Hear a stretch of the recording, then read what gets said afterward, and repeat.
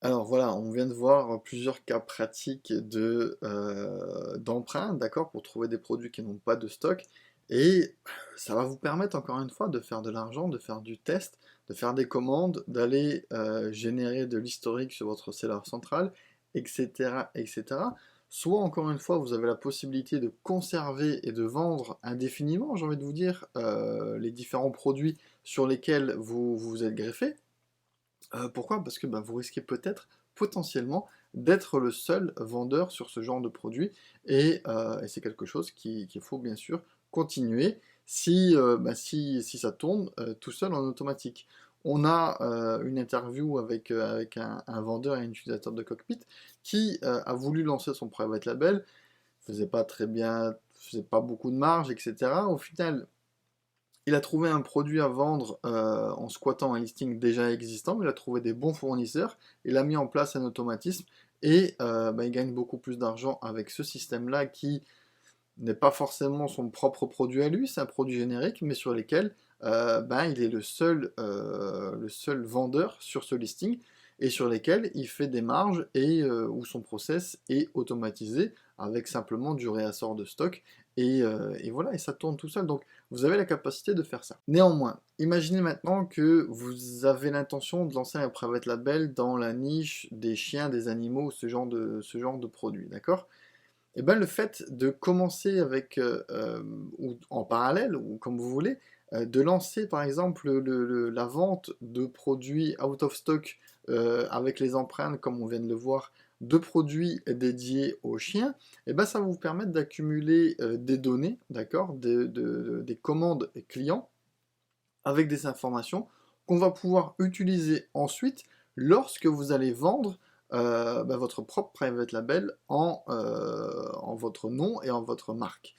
C'est-à-dire, si on prend concrètement le produit de la cage pour les chiens, eh ben, vous allez en vendre 10, 15, 20, 50, 100 en fonction de votre stock que vous avez acheté.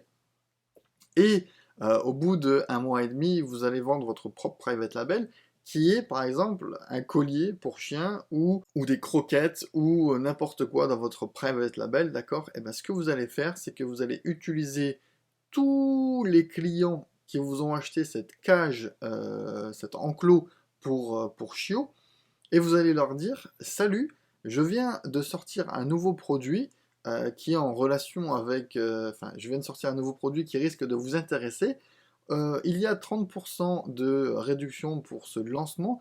Est-ce que cela vous intéresserait d'en bénéficier? Et vous leur envoyez comme ça un lien sur votre nouveau private label et le lancement de votre produit va faire simplement un bond phénoménal. Pourquoi? Parce que vous allez targeter des gens qui ont des chiens. Alors, si vous attendez 2 ans, c'est sûr et certain que le chien il est peut-être mort ou qu'ils l'ont peut-être donné ou abandonné au coin de la route, voilà. Mais si vous le faites assez rapidement, eh ben forcément les gens vont être intéressés parce qu'ils viennent d'acheter un produit en adéquation avec ce que vous venez de leur proposer. Donc c'est vraiment une vente croisée et ça, c'est quelque chose qui fonctionne parfaitement.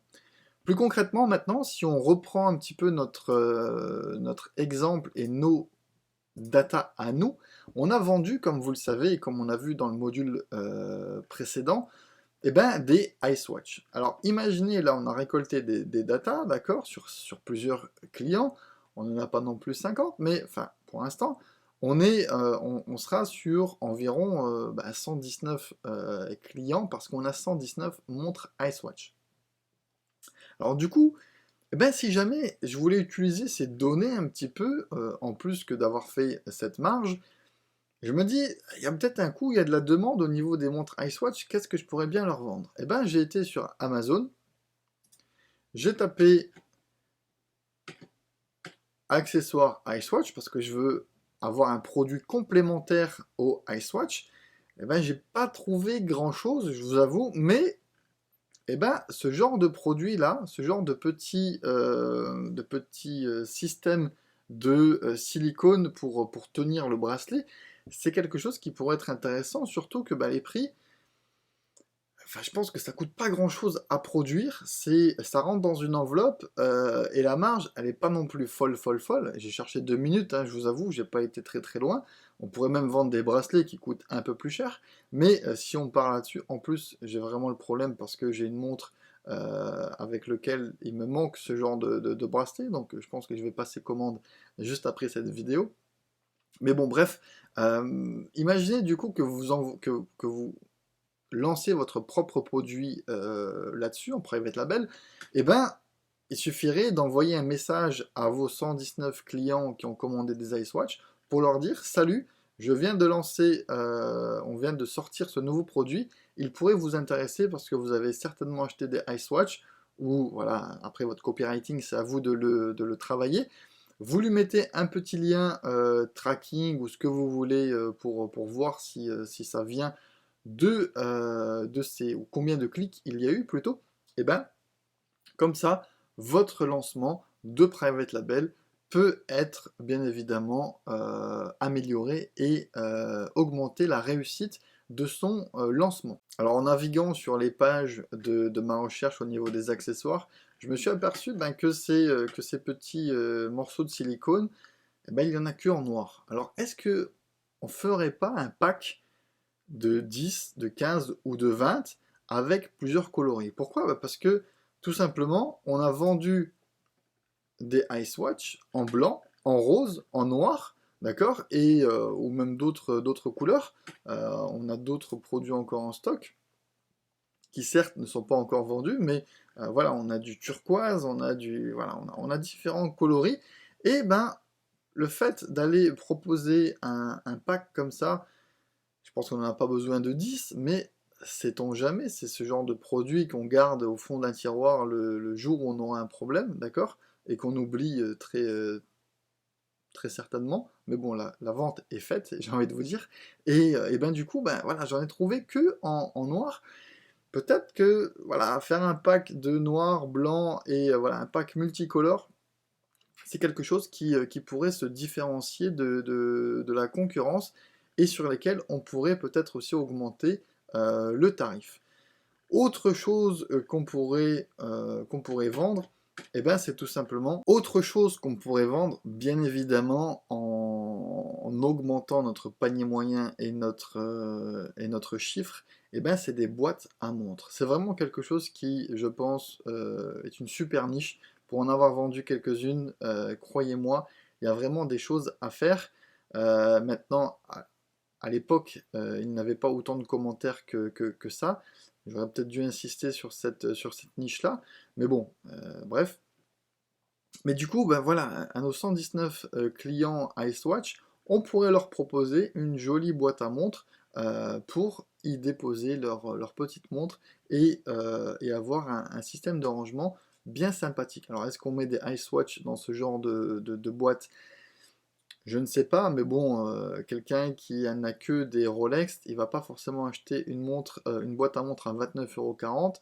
Donc, je pense que des Icewatch auraient très certainement leur place dans ce genre de boîte, à côté d'une Rolex ou à côté d'une Maserati ou à côté d'autres montres un peu plus habillées, un peu plus business. Donc voilà, donc il faut pas avoir peur et se dire que on met que des jolies montres dans des boîtes à montres. Voilà, moi concrètement, je n'ai que des montres Maserati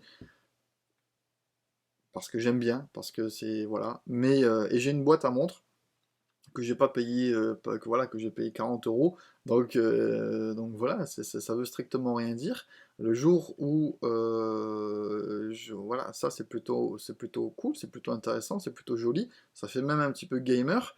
Voilà, il y en a un petit peu pour tous les goûts. Et à 129 euros la boîte à montre, croyez-moi, vous faites de la marge. Ou alors ce genre de petites boîtes sur lesquelles c'est très très très facile de trouver des fournisseurs au niveau d'Alibaba. Voilà, même des montres complémentaires avec des boîtes à montres complémentaires avec montres, bijoux et boutons de manchette. Voilà, c'est quelque chose sur lesquels on pourrait faire. Et du coup, pour le lancement de notre produit, on va s'appuyer sur nos data de clients qui nous ont acheté des Icewatch, soit en leur envoyant un email marketing, soit en allant récupérer leurs données via un export CSV des commandes cockpit, et de les insérer dans une publication Facebook afin de les cibler et de les targeter comme un sniper. En voulant terminer cette vidéo, je suis descendu tout en bas de la page et je suis tombé sur quelque chose que je viens de découvrir, comme quoi le sourcing et la recherche de produits peut arriver n'importe quand, à n'importe où. Je suis tombé sur quelque chose qui m'a interpellé, sur une boîte à masque. Donc on était sur les boîtes à montres, sur les boîtes de boutons de manchette, des boîtes à montres, et on trouve des boîtes à masque. Du coup, j'ai cliqué dessus, et là, je suis tombé sur peut-être une idée qui pourrait vous intéresser en vendant des boîtes pour ranger vos masques. Alors c'est sûr que, voilà, les boîtes, vos masques, depuis le Covid, on en a tous. On ne sait pas où les ranger. Je trouve que c'est plutôt une bonne idée et j'y avais pas du tout pensé. Donc, voilà, vous voyez que en faisant une recherche d'empreinte, en tombant sur une idée de produit, j'ai découvert une autre idée de produit pour mon private label, et j'ai découvert une autre idée de produit pour peut-être potentiellement mon autre prochain produit en private label. Donc voilà, ça c'est des choses comme ça qui, c'est la boîte de Pandore un petit peu, et les poupées russes. On a, on n'a jamais fini de trouver des produits, de sourcer et d'aller trouver des idées. Donc vraiment encore une fois, essayez voilà, de pas être fermé, de pas être borné et de rester ouvert à toute opportunité possible, de l'enregistrer dans un coin comme on a pu vous l'expliquer dans les vidéos précédentes. Et peut-être qu'un jour ça va vous déclencher quelque chose et vous dire ah ben tiens j'aimerais lancer ce produit. Donc voilà. Donc encore une fois, d'une simple empreinte d'un stock que que j'ai acheté, j'ai trouvé un autre produit en private label et un autre produit qui potentiellement pourrait fonctionner parce que avec 632 commentaires, avec voilà 23 commentaires, 10 euros, ça reste des bons chiffres et je pense que la niche est plutôt intéressante. Si jamais on lance un petit Jungle Scout juste pour voir par curiosité, eh ben on voit que les données sont pas dégueu, d'accord? 23, 7000, 8000, 5000, 4000, ça reste 18 000 ici, là, pour lui, là, Harmonie Paris, boîte à masque, voilà, il en vend 16 par jour, 18 000 euros par mois. Je trouve que c'est plutôt pas mal. La complexité du produit est ridicule. Bon, il faut voir au niveau des marges ce qu'il en ressort, mais ça reste encore une fois intéressant. Et ce produit-là vous permettra peut-être de rebondir sur un autre produit, etc., etc. Voilà. Pour conclure cette vidéo, ne restez pas fermés, restez toujours à l'écoute des opportunités, enregistrez-les sur quelque part et surtout testez des empreintes différentes sur tous les pays en tapant des mots-clés, en laissant le système tourner un petit peu tout seul. Voilà, puis restez à l'écoute de temps en temps pour découvrir des produits qui n'ont pas de stock et sur lesquels vous allez pouvoir vous greffer très facilement. On passe tout de suite à une prochaine vidéo.